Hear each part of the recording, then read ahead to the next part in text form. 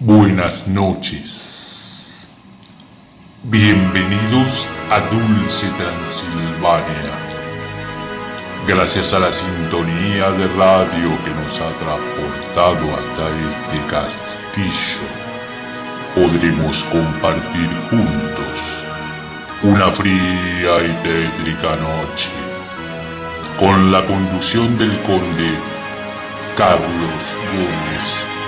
Y junto a sus vampiros colaboradores desenterraremos la mejor música, la más alucinofantasmagórica información y los más crudos comentarios. Y todo aquello que jamás han imaginado.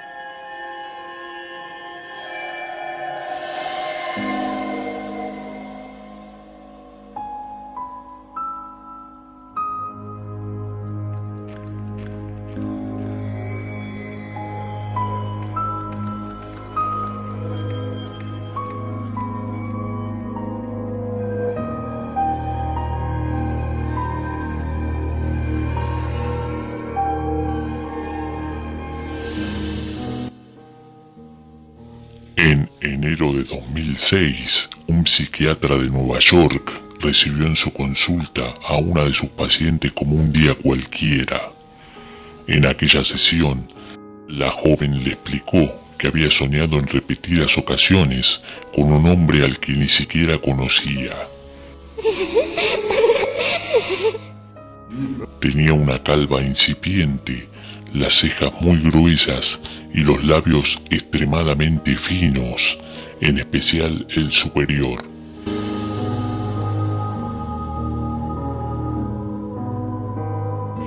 Mientras oía la descripción, el facultativo dibujó el retrato del sujeto, no le dio mayor importancia y lo dejó sobre la mesa.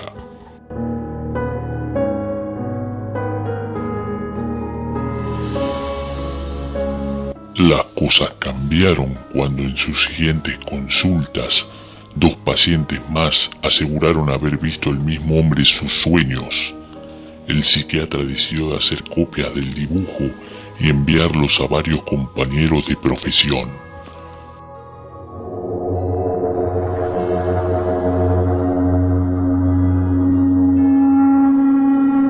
Meses después, vieron que el número de personas que habían soñado con él no paraban de aumentar y optaron por crear una página web en la que se registraran todas sus apariciones.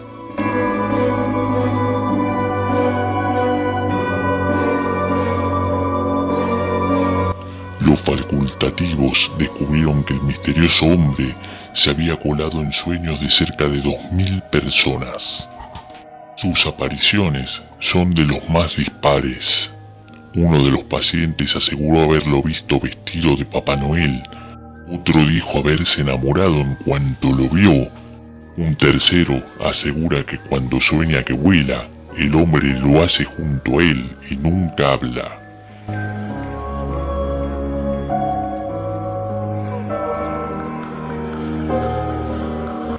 El fenómeno ha dado pie a múltiples teorías conspirativas. Una de ellas señala que el intruso es una persona real, con la habilidad de irrumpir en los sueños.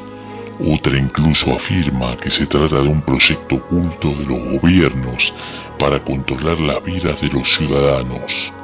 La hipótesis más científica, sin embargo, indica que este rostro forma parte de la conciencia común. ¿Y a ti alguna vez se te ha presentado en los sueños?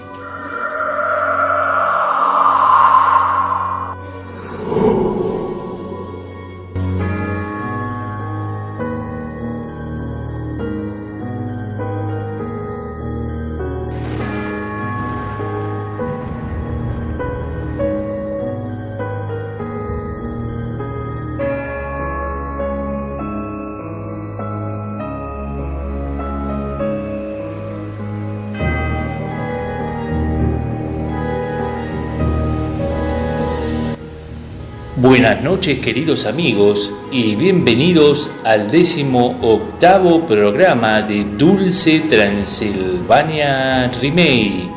Aquí estamos nuevamente para compartir otro tremendo programa aquí por la OVNI Radio ICO, y estamos con la agradable compañía aquí del señor Conde, que lo tengo aquí sentado a mi lado. ¿Qué dice, señor Conde? ¿Cómo le va? ¿Cómo está?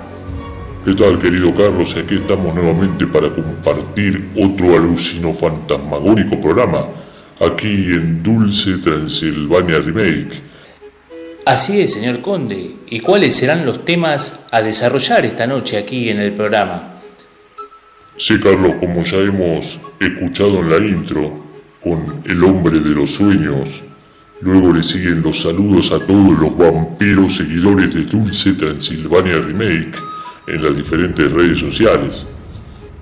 Luego le sigue la columna semanal del señor Hugo Arce. A continuación tenemos al presidente de la Fundación Argentina de Omnilogía, el señor Luis Burgos, presentando el caso del OVNI del 17 de septiembre de 1985 en el programa del señor Lucho Avilés, El Pueblo Quiere Saber. A continuación seguimos con la columna semanal del señor Nicolás Herrera, el químico de Dulce Transilvania. Luego le siguen las noticias locas del mundo de los monstruos. También tenemos la columna semanal del señor Carlos Davenport. También tenemos los más alucino-fantasmagóricos temas musicales, prácticamente temas inéditos por parte del colaborador Willy, y el final con Botkan el vampiro. Excelente, señor Conde. Y antes de comenzar con el programa y de empezar también con los problemas cotidianos que nos aquejan siempre en los comienzos de los programas, queríamos comentar al público oyente que hemos hecho una reunión, los directivos integrantes del staff de Dulce Transilvania Remake, la misma para intentar llegar a un acuerdo y resolución para que los aquí presentes, el señor Conde por un lado y el señor operador por el otro, y hemos realizado un acuerdo y un pacto de caballeros, como lo hicieron el señor Donofrio y el señor Angelici en esa tan recordada semifinal de Copa Libertadores. Salvando las distancias, me siento un poco como Alejandro Domínguez, el presidente de la Conmebol, aquí haciendo de mediador. Sí, Copa que obviamente ganamos nosotros, ¿no? ¿Qué pasa, Conde? Aguante Boca, Bueno, señores, tranquilos, por favor, les pido. Intentemos respetar este acuerdo que estamos a punto de realizar. Así que, señores, dejamos formalizado este acuerdo y vamos a partir de ahora a respetar al público oyente, intentando hacer un programa serio como corresponde y como se merecen los oyentes de Dulce Transilvania Remake. Así que le tomo aquí la palabra a los caballeros que estamos formalizando este acuerdo. Así que, señor Conde, podemos continuar con el programa. Sí, Carlos, antes de comenzar y hecha la aclaración, y prometemos de mi parte, por mi lado, respetar este pacto y acuerdo de no agresión aquí con el caballero operador de Dulce Transilvania Remake. Damos paso y como primera medida a los saluditos dejados en la plataforma y red social de Facebook. Y los mismos son Víctor Caroguchi, Lito Acosta, Miguel Peralta, Carolina Vázquez, Maxi Almada, Cristian Vera Duarte, Guillermo Rubén Juan, Alejandra, Gabriel Papini, Luis Burgos, Carlos, Lucía López, Damián Viera, Luis Maffei, Teresa Franco, Alcides Ruiz Díaz, Carlos Eduardo del Villar, Marcelo Martinich, José Antonio Pombo y el señor Néstor Pariete. Excelente, señor Conde, y antes de comenzar el programa de esta noche, hacemos nuevamente alusión al próximo evento federal ICOU a realizarse en la localidad de Olavarría, el próximo sábado 12 de octubre del corriente año. Se estará realizando el 17º evento federal, en la cual la misma tendrá lugar en la municipalidad de la localidad de Olavarría, que tiene una capacidad, como hemos dicho en anteriores difusiones, de 300 personas, la capacidad máxima de este salón, la cual en el evento anterior, en el Museo de las Ciencias, como ya hemos repetido también con anterioridad, se superó la capacidad en ese momento, que eran de 200 personas, y no tenemos dudas que nuevamente ocurrirá lo mismo ante una afición de esa localidad, de la gente de Olavarría, ávida por los temas y el tratamiento que se le hace al fenómeno ovni en aquellos pagos. Así que, amigos, los esperamos. El grupo CIO es el organizador de aquel evento. El señor Mariano Lara será nuevamente el organizador de aquel evento. Así que, amigos, los esperamos a todos los que puedan acercarse a este prestigioso evento a realizarse. Así que, amigos, de esta manera estamos dando comienzo, aparentemente sin ningún tipo de inconvenientes, al 18º programa de Dulce Transilvania Remake. Continuamos con el programa, amigos, y ¿con qué seguimos a continuación, señor Conde?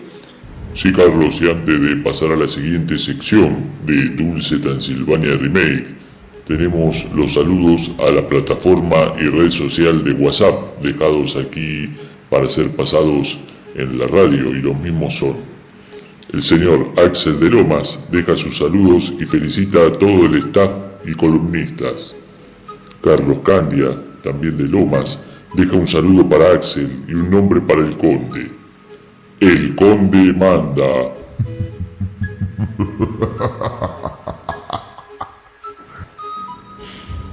El señor Roberto Primucci de Temperley nos deja sus saludos y felicita a todo el staff por el programa anterior, el programa número 17. La señora Olga Parrado de Lomas deja un saludo para su amiga Claudia y también nos deja un nombre para el Conde. El Conde más.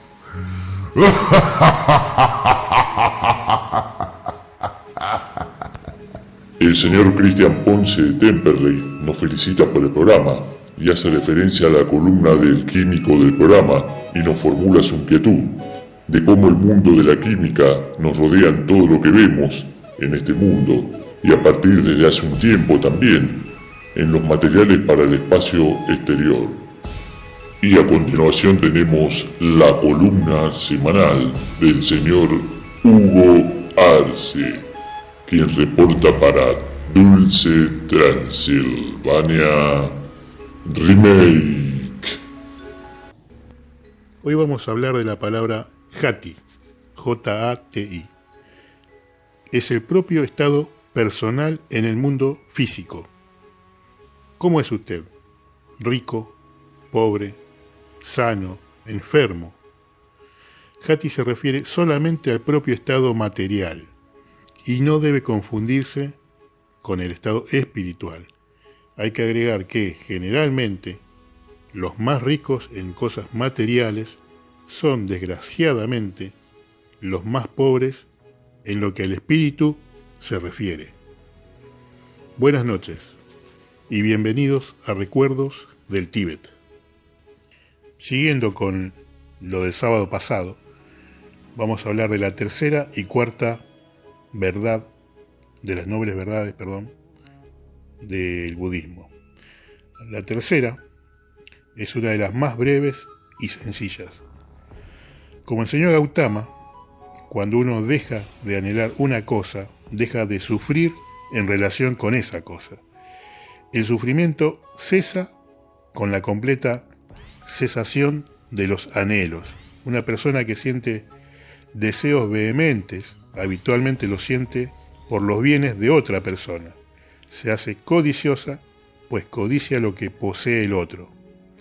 Se apasiona por las posesiones de otro.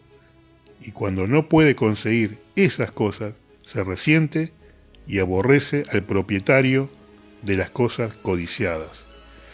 Eso da origen a la frustración, la ira y el dolor. Si uno codicia una cosa que no puede conseguir, hay infelicidad. Los actos que nacen de los deseos llevan a la infelicidad. La felicidad se obtiene cuando uno deja de desear, cuando toma la vida tal como viene, tanto lo bueno como lo malo.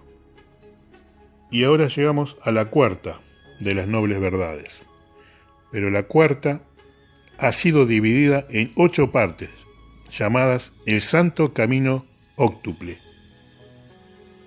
Son 8 los pasos que uno tiene que dar para conseguir la liberación de los deseos de la carne, para liberarse de estos deseos.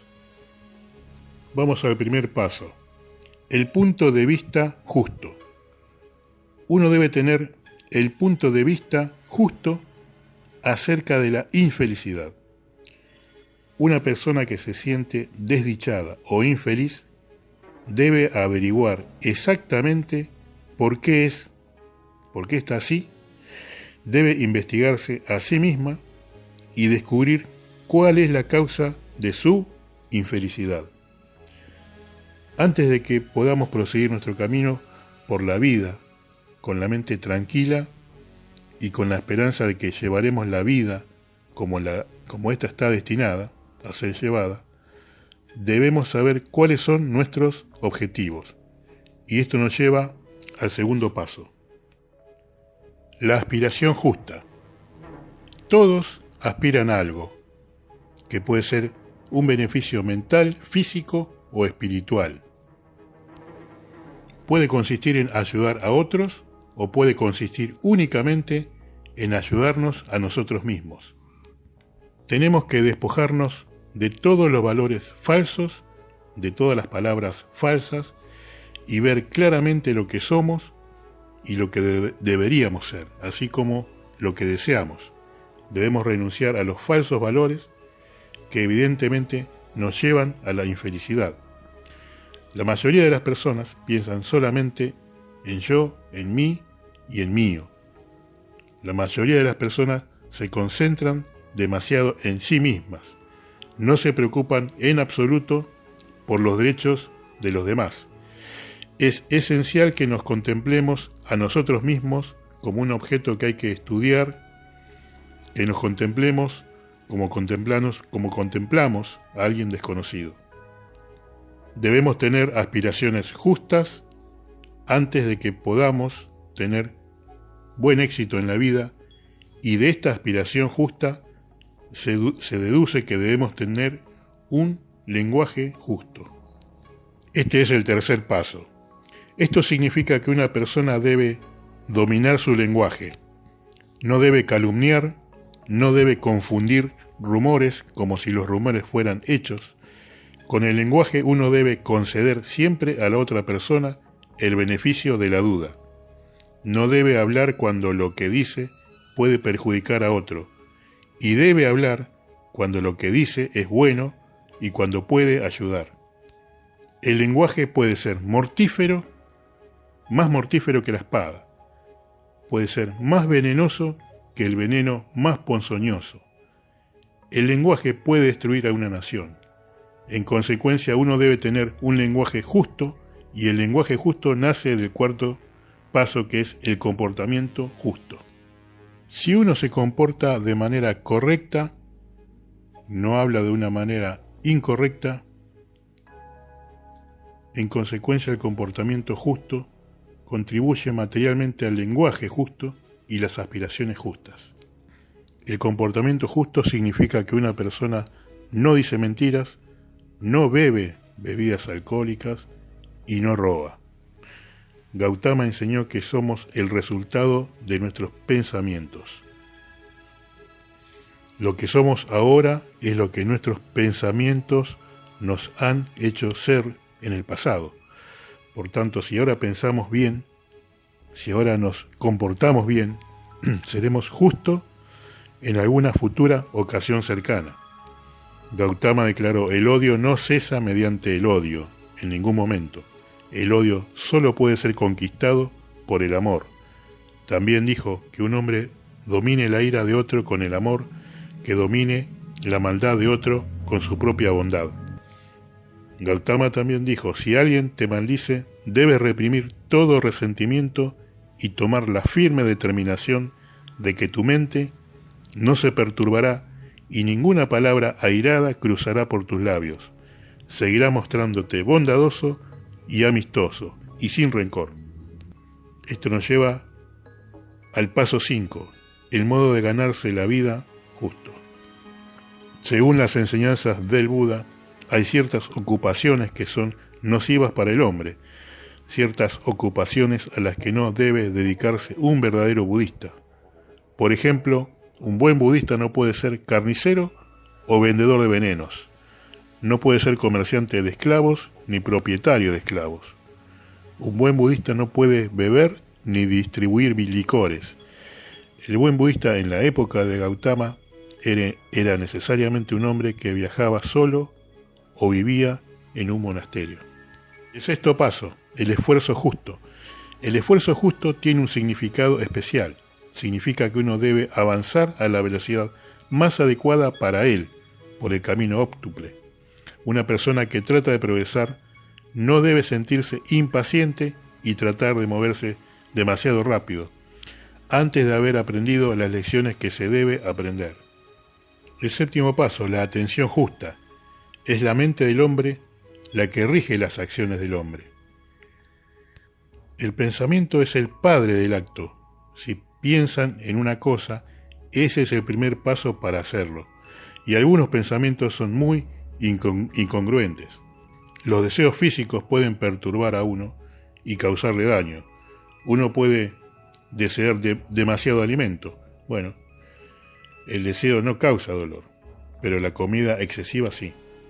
El budista debe recordar que los sentimientos son efímeros, que vienen y se van, como el viento que cambia constantemente. Uno debe educarse a sí mismo para mantener en todos los momentos la atención justa, con independencia de sus deseos pasajeros. Y llegamos al octavo paso, la contemplación justa. Como sabía muy bien Gautama, el yoga no era de modo alguno el medio para conseguir la espiritualidad.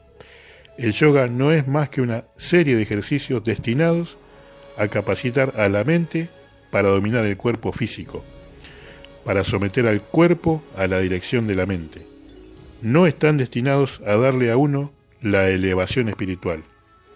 En la contemplación justa, uno tiene que dominar los pensamientos de la mente que no vienen al caso. Uno tiene que conocer sus verdaderas necesidades. Mediante la contemplación justa uno puede meditar, de modo que, sin razonar, puede llegar mediante la intuición a la conclusión de qué es lo más conveniente para uno y lo que no es conveniente.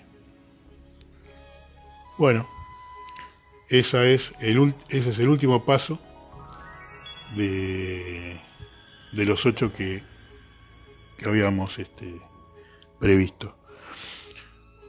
Por hoy termino con las enseñanzas de Gautama, y en algún momento vamos a compartir sobre su vida, cómo fue su vida y cómo llegó a la iluminación y a crear esta forma de vida o forma de vivir la vida, que es el camino medio. Por hoy, buenas noches, espero que la hayan pasado bien, que les haya gustado. Si tienen algún tema que quieran tocar y que yo las pueda compartir con todo gusto, y los espero el sábado que viene. Muchas gracias y los dejo con un tema musical. Hasta luego. Quiere saber sobre el fenómeno OVNI y ahora agradecemos muy sinceramente la presencia de Luis Burgos, presidente de la Fundación Argentina de Ovnilogía, quien se encuentra acompañándonos. Aprovechamos y vemos algunas fotos. ¿Cómo no? Y estas fotos obviamente son de avistamientos nocturnos. ¿Qué es esta foto? Bueno, ese es el ovni que vimos todos, lo vimos todo una mañana del 17 de septiembre de 1985. Ah, matutino, fue. Claro, lo vimos 8 millones de argentinos, entre porteños y bonaerenses, levantamos la vista todo, estaba prácticamente arriba de Campo de Mayo, desde las 4:30 de la mañana hasta las 2:30 de la tarde que lo perdimos, después se fue hacia Lincoln y terminó en Venado Tuerto. ¿Esto cuándo fue? 17 de septiembre de 1985, y decimos que hay una ovnilogía antes y después de esta foto, porque esta foto, a mi juicio y de muchos investigadores, es la mejor foto de un ovni del mundo, porque fue captada por el Observatorio Astronómico de La Plata a través del telescopio Gran Ecuatorial. Y los astrónomos de La Plata casualmente son grandes detractores del fenómeno OVNI. Tenemos otro tomo. Es la ampliación del mismo objeto, es decir, eso no era ningún globo como nos quisieron vender, es un objeto de 220 metros de diámetro y es el primer análisis por computadora que se realiza en Argentina, a través de un grupo colega y amigo, el grupo Sion de Mar del Plata. O sea, que tiene con seguridad no es un globo sonda. Para nada, 220 metros de diámetro, aparte ese objeto estuvo violando el espacio aéreo argentino durante 14 horas y nadie dijo nada. ¿La Fuerza Aérea qué ha dicho? La Fuerza Aérea dijo que era un globo, se agarraron todos de la bandera del globo sonda y ahí estuvo el globo 14 horas arriba de Campo de Mayo, violando el espacio aéreo, todos los espacios marítimos y terrestres conocidos. Nadie dijo nada. Salieron dos aviones Mirage de Palomar, dieron una voltereta, como no constituía ningún peligro para la aeronavegación, volvió. Fue captado por radar, lo vimos todos. Anteriormente lo habían visto los chilenos el 17 de agosto. Este objeto estuvo en las cataratas 8 horas suspendido. Los chaqueños de Charata, Villa Ángela, San Peña, bueno, lo tuvieron 72 horas. ¿Por qué cree usted que el mismo ese que estaba en Campo de Mayo es el que estaba en las cataratas? Porque lo veníamos siguiendo el 17 de agosto, estuvo un mes dando vuelta por toda Argentina, Paraguay, Brasil y Uruguay y Chile. Vacaciones. Totalmente. Se mandó una revisada de todo el Cono Sur, una inspección de todo el Cono Sur. Todo un periplo, y un globo sonda no puede hacer eso porque eso era un aparato inteligente. ¿De dónde viene? No sé. Nosotros siempre decimos que el fenómeno OVNI no sabemos de dónde procede. Ahora quieren preguntar todos, claro, pero ya estamos prácticamente en el final. Una última pregunta de la señora. ¿Usted se cree que son tripulados o controlados a control remoto, no? Pueden ser tripulados o pueden ser dirigidos, pero hay 3 preguntas que lamentablemente después de investigar el fenómeno OVNI durante 23 años no la puedo contestar. ¿De dónde viene el fenómeno? ¿Cómo hace para venir si es que viene? Y en definitiva, ¿cuál es la misión? Nosotros somos investigadores de OVNI, no investigamos extraterrestres. Si dentro de los OVNIs vienen los extraterrestres, bienvenido sea. Más claro, imposible. Por eso vamos a ver. Burgos, le agradezco. Hace unos días, señor Conde, se cumplieron 34 años de aquel avistamiento del 17 de septiembre de 1985, el caso que fue, como bien catalogó y pudimos escuchar por parte del señor Luis Burgos, como el ovni que vimos todos, señor Conde. Y tengo entendido que usted fue testigo de aquel avistamiento, testigo presencial de aquel avistamiento que conmocionó a la opinión pública de prácticamente Buenos Aires y una buena parte de Latinoamérica, ¿no es así, señor Conde? Sí, Carlos, esa mañana se presentaba como una mañana normal, en la cual este humilde servidor de Dulce Transilvania Remake se dirigía a su clase de ciencias especiales por la mañana. El horario para ingresar era a las 0700 horas y rumbeando hacia la puerta, ¿no?, de salida del castillo. Tengo una distancia de más o menos 2 metros de la puerta principal a la reja del exterior, ¿no? Y en ese preciso momento, cuando estoy tomando la llave para abrir la puerta de esa reja, logro apreciar una especie de luz muy intensa que nosotros denominamos comúnmente como lucero, pero esto era algo de aproximadamente 3 veces más su diámetro en tamaño, y la particularidad que tenía, señor Carlos, era que tenía una especie de pulsar y un bamboleo en sí mismo impresionante a esas horas de la mañana, que todavía no terminaba de amanecer, y esto reflejaba una luz intensa y pulsante, y a mi modo humilde de ver y mis instintos bestiales indican que no se trataba de ningún globo sonda como lo quisieron catalogar las Fuerzas Armadas luego del incidente, ¿no, Carlos? Impresionante avistamiento, señor Conde. La verdad que yo sabía que usted había sido testigo presencial, pero me imagino lo que debe haber sido en ese momento, poder haber sido y testigo presencial de aquel evento, ¿no? Me imagino la impresión que le debe haber causado. No solo eso, Carlos, sino que ese día, obviamente, yo no me presenté a las clases de ciencias especiales que tenía en aquella mañana. Lo que hice fue pedirle una silla a mis padres y quedarme sentado apreciando ese magnífico espectáculo. Imagínese usted, a la altura, para orientarnos un poco, a la altura de Campo de Mayo se encontraba ubicado este colosal e inmensa astronave, y lo llamo así porque realmente fue una astronave y no se trató de ningún globo sonda, repito, como calificaron después las Fuerzas Armadas. Y lo siguiente, desde la hora que empecé a apreciar ese objeto, el mismo, a eso de las 11 horas, quizás un poco más, empezó recién a tener un movimiento hacia el sur. Y lo que me llama la atención de haber tomado referencia en el momento del avistamiento es que esa mañana era una mañana de viento, como suele ser siempre septiembre, y este objeto se mantuvo en una posición inmóvil hasta la hora que acabo de mencionar, 11:30, que empezó a correr hasta que lo perdí de vista. Señor Conde, un avistamiento impresionante. Y ahora vamos a dar lugar a los testimonios por parte de...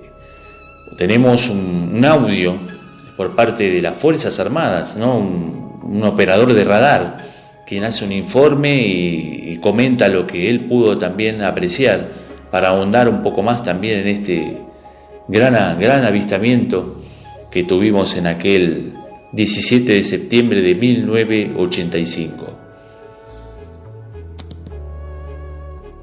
Ya desde la madrugada se veía para el oeste en una estrella que se confundía con las demás estrellas, ¿no? Pero a medida que fue amaneciendo, las demás estrellas desaparecieron y esa quedó.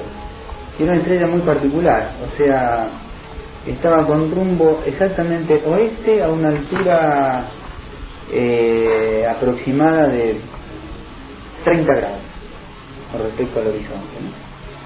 Y era muy particular porque de momentos brillaba mucho y de momentos casi se extinguía. La visión en el radar daba aproximadamente unos 120.000 pies, o sea, entraba ya dentro de la no atmósfera, ¿no? Bueno, en ese momento creíamos que era una interferencia electrónica, ¿no? Pero como a eso de las 10 de la mañana, que se seguía viendo perfectamente, llegó un amigo mío, médico, con un telescopio. Entonces, bueno, yo salí, estábamos en un búnker donde estaba la pantalla de radar, y lo miramos a través del telescopio, un telescopio familiar, así, como los que se venden en las ópticas, ¿no? Y entonces ahí me di cuenta de lo que era, porque el resplandor enmascaraba un óvalo que estaba abajo, pero era un disco color aluminio, y en la parte de arriba, hacia la izquierda, se veía un punto que era el punto casualmente que destellaba, que parecía una estrella.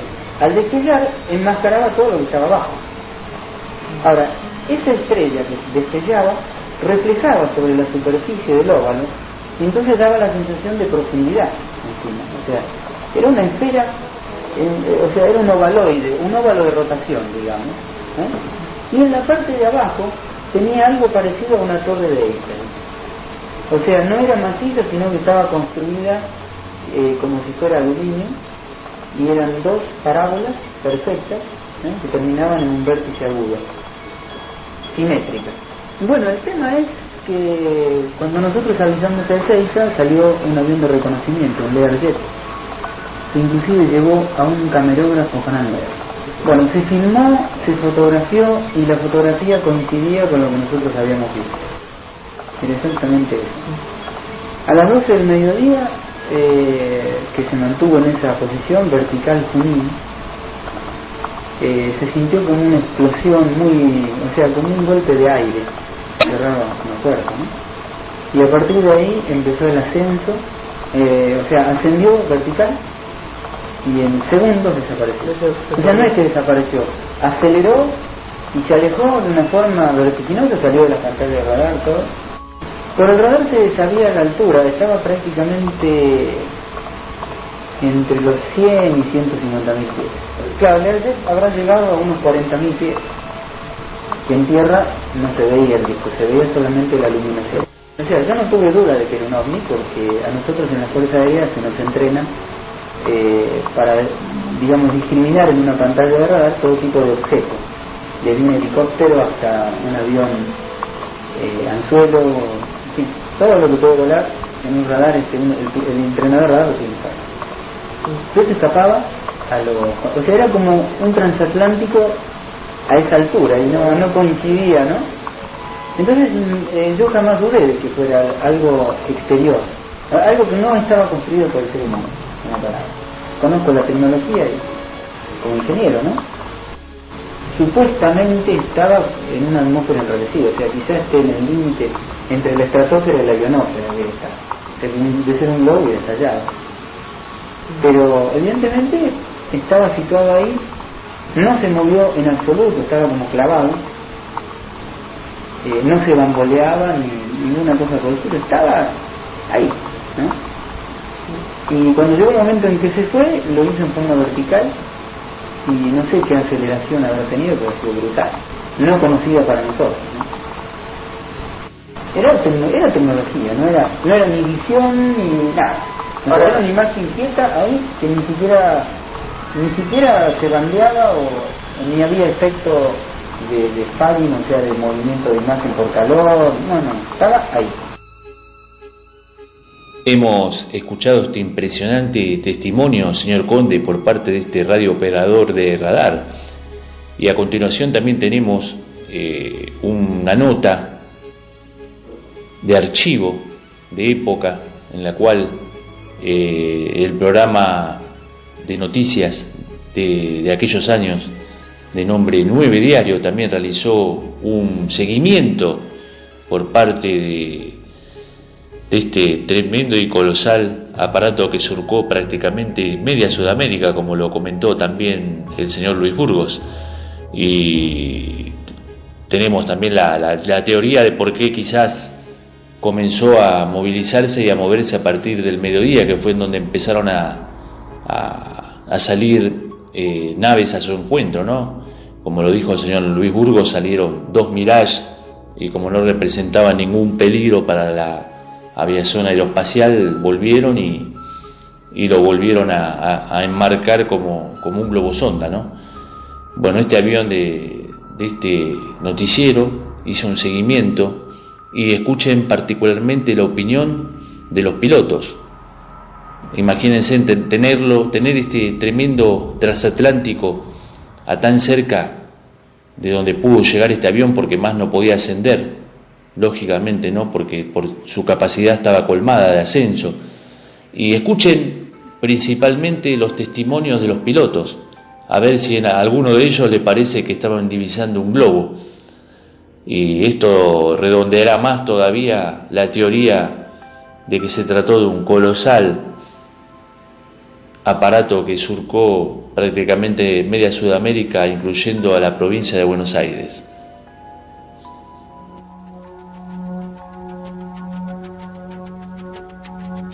¿Podemos estimar en qué altitud se encuentra la esfera? Es muy difícil esta posición, pero está alta. ¿Está muy alta? Sí, sin ninguna duda. Vamos a ver en cuánto más está de los 45.000 pies que podemos volar nosotros. Los 45.000 pies, ¿qué altitud es para nosotros en metros? Son 13.500 metros.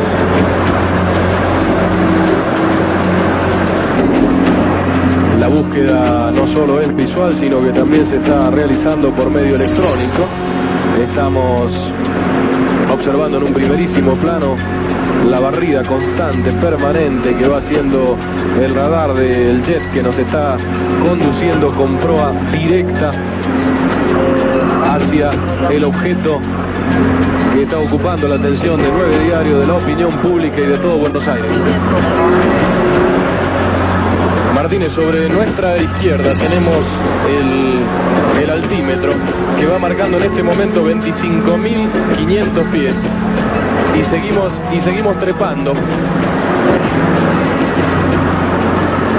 Distancia de la estación de Seiza, del aeropuerto de Seiza, 30 millas.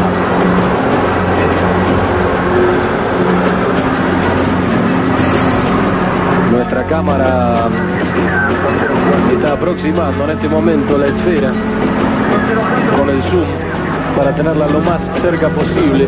Si observamos hacia nuestra derecha, el copiloto de este vuelo está tomando fotografías para de alguna forma registrar este momento que puede llegar a ser sin duda alguna histórico.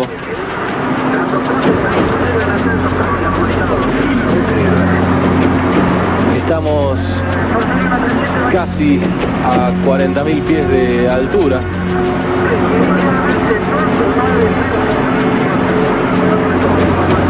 Comandante, ¿hay otras naves buscando el objeto? No, ninguna que nosotros tengamos registrada, para nada. Somos los únicos que estamos próximos. Estamos prácticamente debajo. ¿Debajo?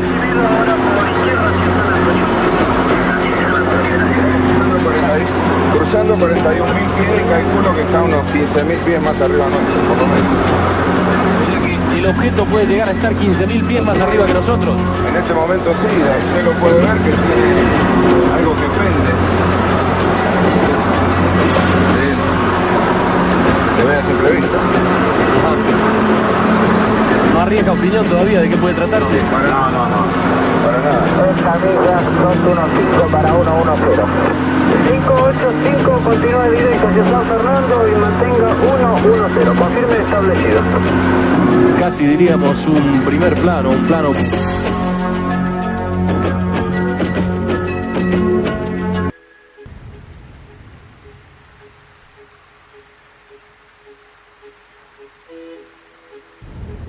Continuamos, amigos, aquí en Dulce Transilvania Remake. ¿Y con qué seguimos a continuación, querido conde? Sí, Carlos, antes de comenzar a la fase siguiente, dejamos unos saluditos más por parte de los vampiros seguidores de Dulce Transilvania Remake, y los mismos son la gente de la plataforma y red social de WhatsApp, en este caso el grupo FAO, Fundación Argentina de Omilogía, el señor Luis Burgos, Lucía López, Miguel Peralta, Marcelo Oso Nieva, María Cecilia Delía, Ferfer Beff, Omar Ortiz, Pat Gómez, Jorge Antonio y el señor Nelson Polanco. Y a continuación seguimos con la columna semanal del señor Nicolás Herrera, el químico de Dulce Transilvania Remake. Buenas noches, queridos seguidores de Dulce Transilvania Remake. Siempre es un gusto compartir con ustedes las noches de sábado. Continuando con lo descrito sobre materiales en la industria aeroespacial, hoy vamos a conversar sobre otro tema más que interesante, la radioactividad. Muchas veces este término nos parece que refiere a algo peligroso, misterioso, de ciencia ficción, y sin embargo es algo natural y que en el universo la vida no sería posible si no existiesen átomos radiactivos. Hoy, conversando sobre este tema con Carlos y con el Conde, me comentaron que de registrar un evento del fenómeno OVNI, mediante la medición de radioactividad podría determinarse si el fenómeno es o no es debido a una visita del espacio exterior. De hecho, los niveles de radioactividad varían en diferentes lugares de la Tierra, mucho más varían respecto a otros planetas. Un equipo de medición de la radiación es el Geiger. Haré una breve descripción del mismo. Los contadores Geiger son de simple construcción y operación. Desarrollan señales de gran amplitud y requieren un mínimo de adaptación para ser integradas a un escalímetro. Por estos motivos, los Geiger son de uso frecuente en rutinas de monitoreo de radiación. El contador Geiger utilizado posee una ventana muy delgada, posibilitando su uso para la medición de radiación beta de baja energía y radiación alfa en el caso de ubicar la fuente suficientemente cerca de la ventana de entrada. La ventana de entrada está compuesta por mica con un espesor máximo de 2 a 3 miligramos por centímetro cuadrado. Este tipo de ventana es muy frágil y no debe ser tocada. Un blindaje de plomo rodea el tubo Geiger para reducir el fondo natural de radiación, protegiendo además la ventana de entrada. Aún así, la ventana podría ser dañada si tanto el soporte como la fuente de radiación no son colocados con cuidado dentro de la cámara de medición. Antes de utilizar cualquier detector de radiación, es importante tener una idea previa de los parámetros de operación. El tubo Geiger utilizado en esa experiencia tiene un voltaje de arranque de 400 a 450 volts y una longitud de plató de 200 a 250 volts. Bajo ninguna circunstancia el voltaje de polarización deberá superar los 650 volts. De superar ese valor máximo, podría causarse una descarga espontánea que dañaría permanentemente al tubo Geiger. La longitud de plató nos brinda uno de los parámetros de interés del tubo Geiger. Otro de los parámetros de interés es la pendiente positiva porcentual, que se define según una expresión analítica. El voltaje de trabajo se elige a la mitad del voltaje de plató, pero es de uso común la elección de un valor ligeramente menor. Al adoptar una tensión de trabajo menor, permitirá su uso más prolongado en el tiempo, mayor vida útil. Los pulsos de un Geiger no solo son usualmente de gran amplitud, también lo son inusualmente largos. Un segundo evento no podrá ser registrado hasta que se extinga la ionización causada por la primera. Este tiempo en el que el Geiger se encuentra inhabilitado para registrar un evento, limita la tasa máxima de conteo. El tiempo mínimo de 2 eventos que pueden ser registrados es denominado como tiempo muerto. El tiempo muerto puede ser limitado por el detector o por algún componente del sistema de medición. En el caso de un contador de Geiger queda claramente limitado por el tiempo muerto del tubo Geiger.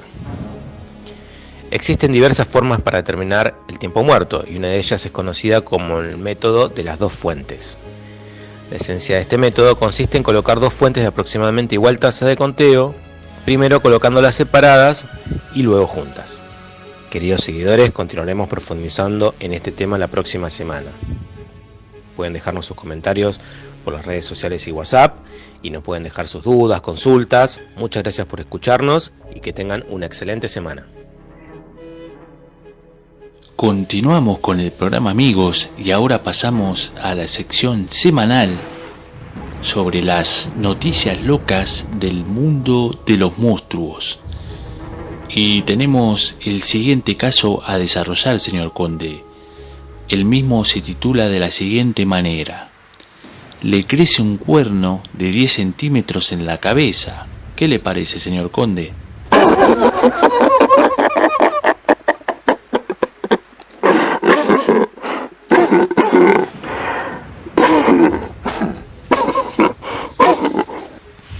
Sí, Carlos, yo creo que a pesar de la horrorosa que parece la noticia, este hombre debería analizar y por lo menos sentirse contento de que no le crecen dos, ¿no? Shiman Lal Labab, de 74 años, dijo que el cuerno comenzó a crecer hace unos 5 años, después de golpearse la cabeza, señor Conde. Al principio su barbero lo mantuvo bajo control, pero con el correr de los meses se volvió difícil de ocultar y tuvo que pedir ayuda a los médicos. El crecimiento del llamado cuerno sebáceo, también llamado cuerno del diablo, se entiende que está hecho de queratina, que se encuentra por ejemplo en las uñas de los pies y el cabello humano. Esta parte se la dejo para que la lea usted, señor Conde. Venga, acérquese. Los neurocirujanos del hospital Bajobhai Church en la ciudad de Yagar, India, extirparon el cuerno y ahora el paciente se está recuperando. El cirujano, el doctor Vishal, dijo: hace unos 5 años el paciente se había lastimado la cabeza y luego comenzó a crecer este bulto. Shiman inicialmente ignoró su cornamenta, ya que no causaba ninguna molestia. Además, el barbero local le acotaba el crecimiento, señor conde. Pero cuando el bulto se endureció y comenzó a crecer, se acercó al hospital de Yagar. En términos médicos, este tipo de crecimiento raro se llama cuerno sebáceo, cuerno del diablo. Como la protuberancia está compuesta de queratina, generalmente se puede quitar con una cuchilla estéril. Sin embargo, la condición subyacente aún deberá ser tratada, indicó el cirujano que lo trató. Los cuernos sebáceos son lesiones predominantemente benignas. Sin embargo, siempre se debe tener en cuenta la posibilidad de un potencial maligno. Shiman, de la aldea de Raleigh, en Madhya Pradesh, India, dijo que el bulto había aumentado de tamaño desde el 2014. Todavía se desconoce la causa de los cuernos. Ya se sabe que la mujer no tiene nada que ver, ¿no, Carlos? Pero se cree que la exposición a la radiación o a la luz solar puede desencadenar la afección. Los médicos inicialmente realizaron una tomografía computada para determinar qué tratamiento sería necesario. Los cirujanos usaron una navaja de afeitar para quitar el cuerno y deberán tratar la causa a raíz del crecimiento para evitar que regrese en el futuro. Shiman pasó 10 días en el hospital recuperándose de la cirugía y una biopsia lo confirmó como inofensivo. Los detalles del caso han sido enviados al International Journal debido a lo raro de este tipo de crecimiento, dijeron los médicos. ¿Qué le pareció la noticia, señor conde? Sí, Carlos, en este caso en particular, nunca fue mejor dicha la frase: entre bueyes no hay cornadas.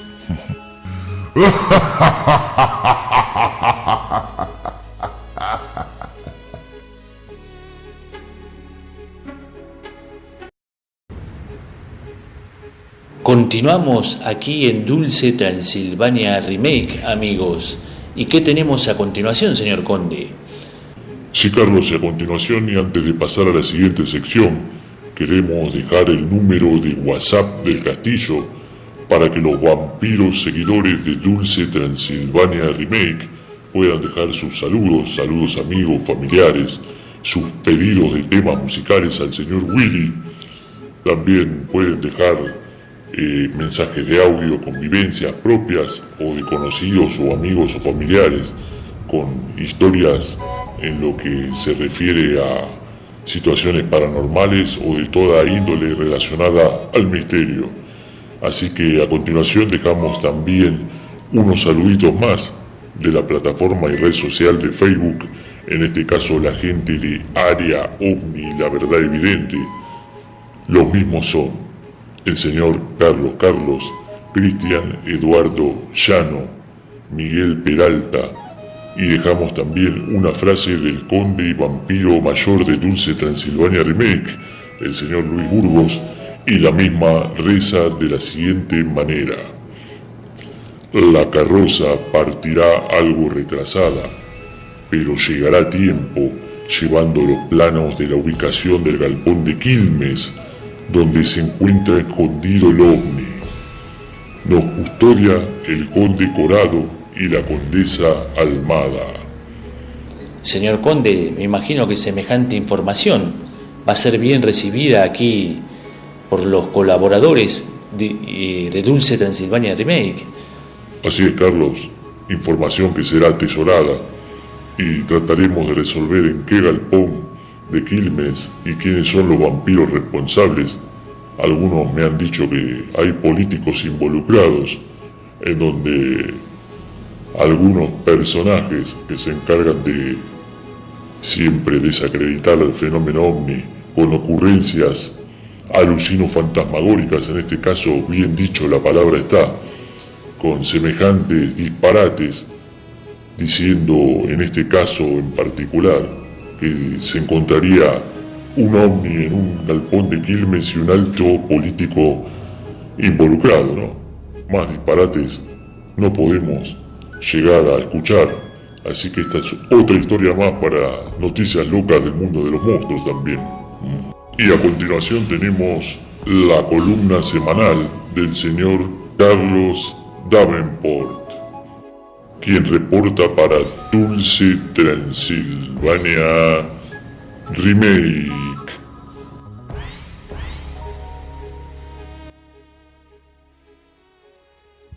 Buenas noches, audiencia del programa Dulce Transilvania Remake.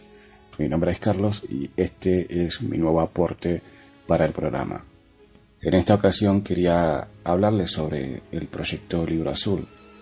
Y para entender qué es el proyecto Libro Azul, hay que entender que la era moderna de la ovniología se establece en 1947 con el avistamiento del señor Kenneth Arnold. Para aquellos que no saben en qué consiste el avistamiento del señor Arnold, es necesario explicar que el señor Arnold era un empresario que a su vez era aviador aficionado y en uno de sus vuelos ve o divisa una flotilla de ovnis.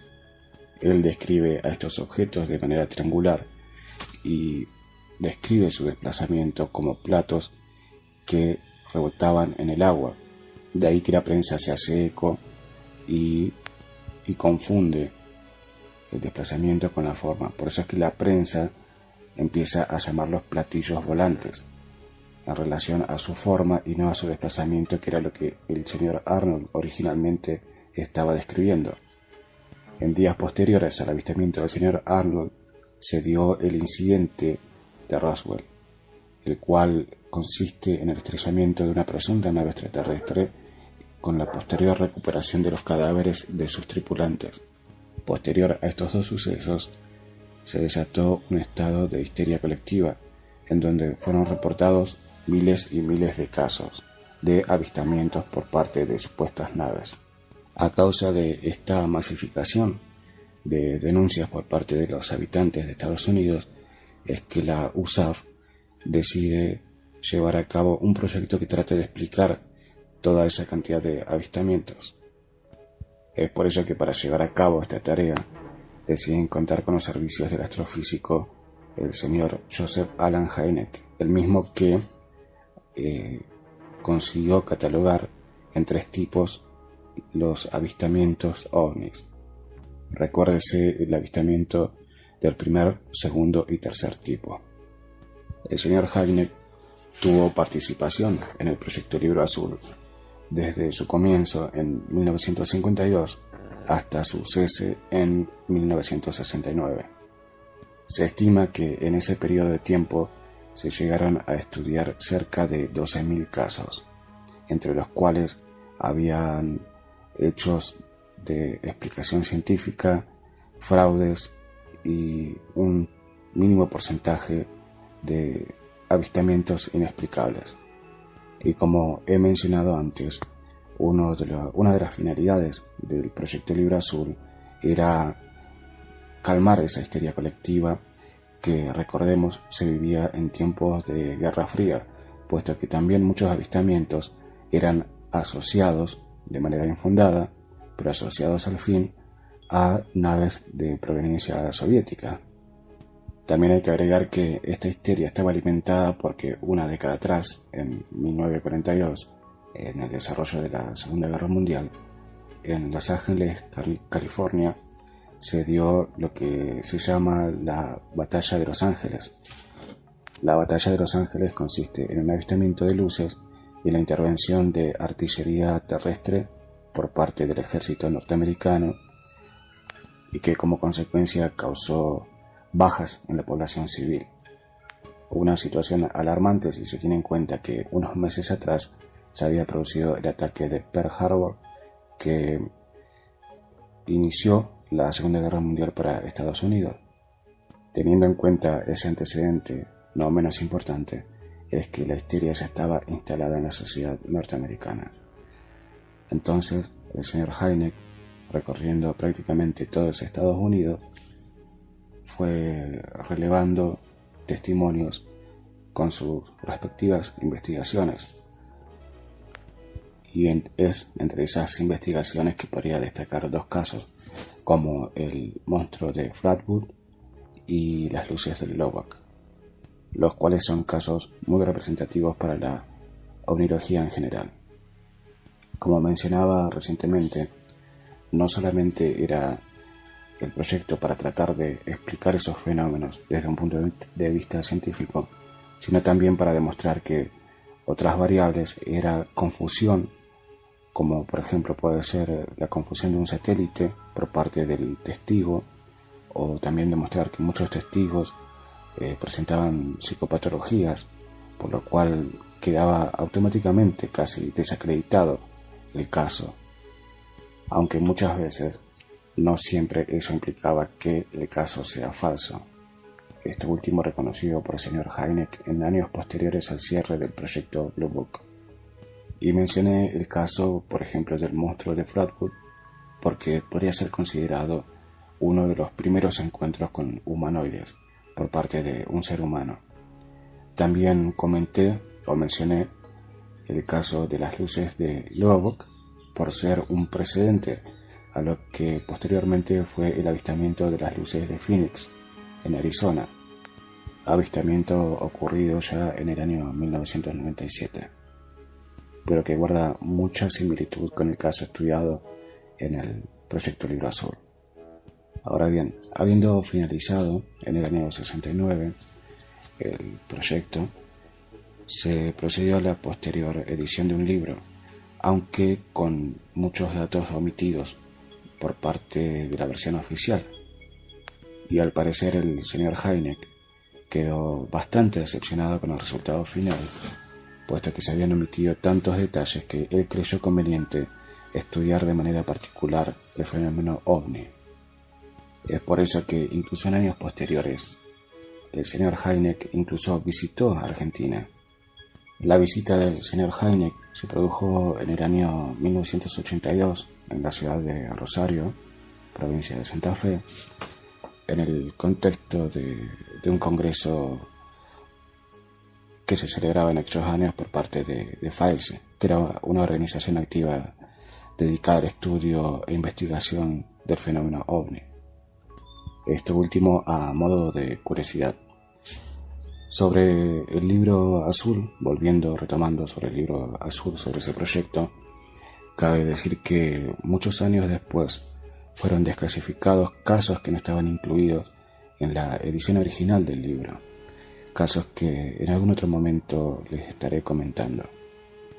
También no quería dejar de mencionar que sobre el proyecto Libro Azul se han dicho que ha sido una puesta en escena, lo cual guarda en parte cierta verdad, pero también es necesario decir que los testigos están ahí y los hechos han sucedido independientemente de que se crea tal o cual cosa.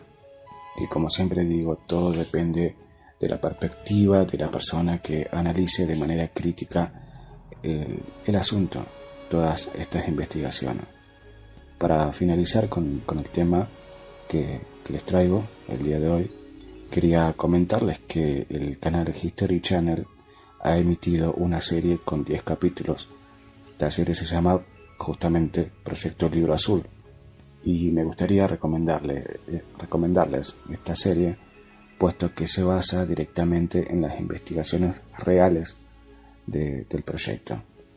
En esta serie también se tratan los dos casos que le mencioné antes, el monstruo de Flatwood, así como el avistamiento de las luces del Lubbock, así como también otros casos que bueno, la persona que emplee tiempo a verlo se irá dando cuenta. Incluso también se trata el tema del proyecto Paperclip, un proyecto que consistía en traer oficiales de la Alemania nazi, científicos de la Alemania nazi, y que posteriormente desembocaron en el proyecto espacial, lo cual a modo de historia también es relevante. En lo personal les recomiendo ver esta serie porque está muy bien ambientada y maneja, como he dicho antes, muchos datos precisos de lo que fue realmente el Libro Azul. Así que bueno, de ustedes es la decisión de ver de qué se trata todo esto del Libro Azul, que es mucho más complejo de lo que por ahí se puede mostrar en 10 capítulos de una serie, que por cierto ahora ha sido renovada para una segunda temporada. Esto para que vean que la complejidad del tema en cuestión. Bueno, querida audiencia de Dulce Transilvania Remake, este ha sido mi aporte semanal. Les saluda Carlos y espero que tengan un buen fin de semana y posterior comienzo de semana.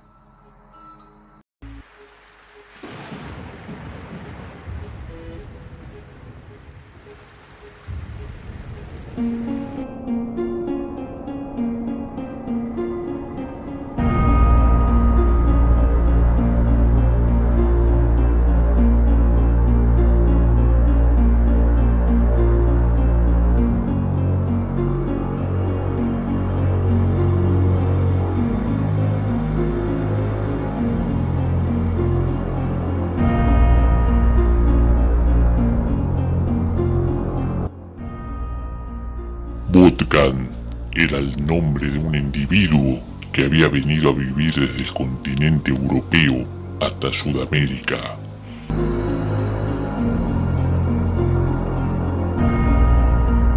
Se decía que poseía una gran fortuna debido a que mandó a construir un castillo en medio de la nada. Su fortaleza estaba rodeada por vallas de troncos y piedras. Solo algunos de los lugareños pudieron verle el rostro, ya que él acostumbraba a salir a altas horas de la noche y además cubierto con una máscara. Los cuentos de terror sobre su persona se propagaron como la pólvora por todos los alrededores. Había quienes afirmaban que su rostro estaba completamente desfigurado a causa de una grave enfermedad.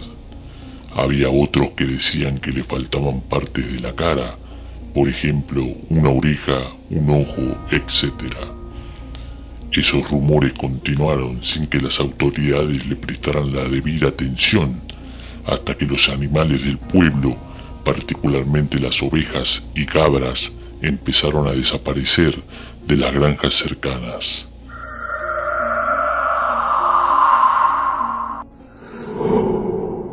Los pastores y capataces de las haciendas se pusieron a vigilar para ver quién era el que les estaba robando su ganado. Mas se dieron cuenta de que sucedía algo extraño. Los animales salían en tropel, siguiendo una línea recta perfecta que se enfilaba hacia el castillo de Bogan.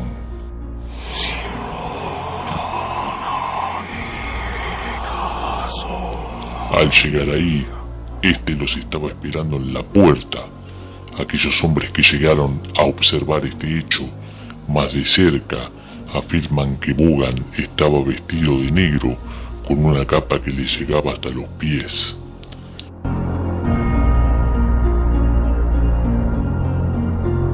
Sin embargo, eso no era lo que provocaba terror, sino de que su boca salían dos prominentes colmillos.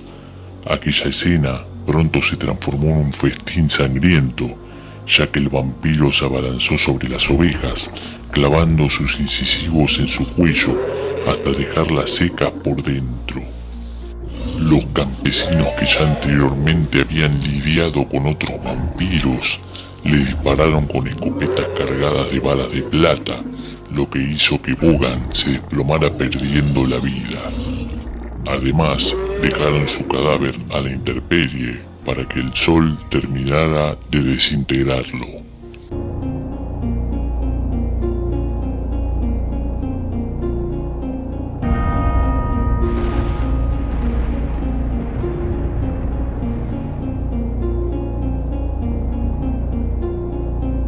Los temas escuchados esta noche en Dulce Transilvania Remake fueron Fricción, perdiendo el contacto.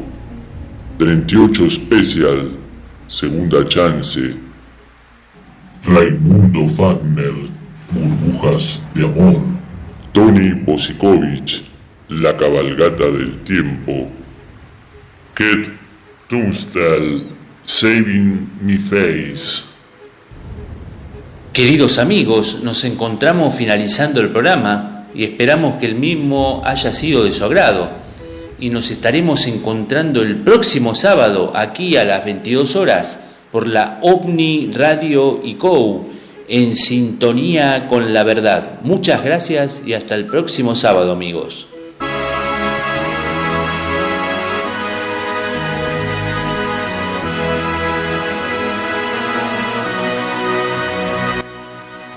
Lamentablemente, se nos escapan de Dulce Transilvania, pero no importa, porque el próximo sábado nos volveremos a encontrar, y entonces sí, difícilmente puedan escapar de Dulce Transilvania.